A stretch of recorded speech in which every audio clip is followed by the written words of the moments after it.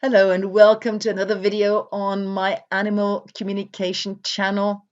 I hope this video finds you well, and today I'm going to tackle the question, is animal communication a gift?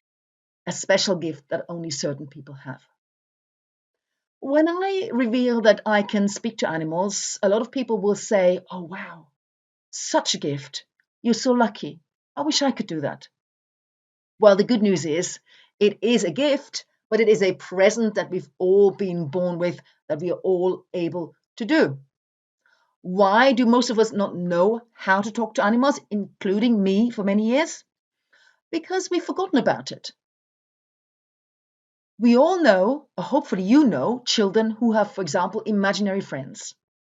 So we all used to have some sort of way of communication that's different to language, that's different to words. Imaginary friends of young children, children who speak to their toys, children who speak to people who've passed away. I was staying in an Airbnb some years ago, and the owner would tell me how their grandson, about 4 years old or so, would speak to their grandma, who'd passed away many years ago, but he would speak to her in that spot where the stove used to be and she used to do the cooking. To him, it was of no relevance whether grandma was here in the physical world or not. He knew, with his innate gift of receiving the energy and his visual mind, perhaps of seeing her, he knew that she was there.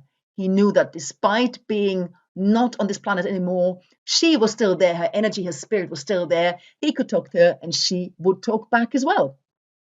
We all know how to do this. Most of us, however, forget it because language, the verbal, the spoken word, is the preferred way of communication as we are taught early on. As children, as toddlers, as I said, we still have the imaginary world. We can communicate and act and react in the imaginary world. But sooner or later, most of us grow out of it. This is not something that's being encouraged. I was no different. But some of you may be able to communicate with animals, perhaps because you have lost or decrease in one of your senses. People who can't hear very well, perhaps who can't see very well, may have strengthened other senses, like the various senses that we use with animal communication. So if you've wondered, I wonder if I can do it, then the answer is yes. Of course, this is a skill that you're born with, but it needs to be practiced, it needs to be repeated. And that's what us animal communicators do. We practice a skill, we repeat it, we know what to do, when to do it, we know how to prepare ourselves, prime ourselves, our inner emotional state. And that's also why it is often more difficult to communicate with our own pets because we are emotionally attached to them. Perhaps we have expectations for them. Perhaps they have a job, so to speak, if it's a horse, for example. And it's not always easy to leave all the emotions and all the attachments aside and have that clear, focused, blank mind, so to speak, that's important for successful communication, which is why it's useful to engage an animal communicator like me, who is objective, who doesn't know your animal, and who can get the answers for you. But if you wish to examine or research animal communication, you can do that. Look online, there's many courses available, many training providers.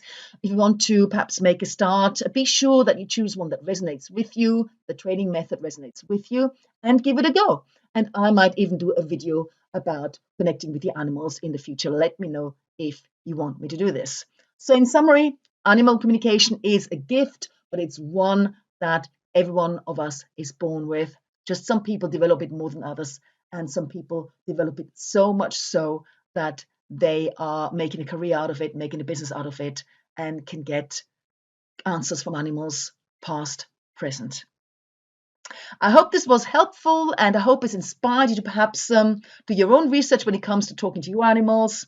And I look forward to seeing you in the next video. Bye for now.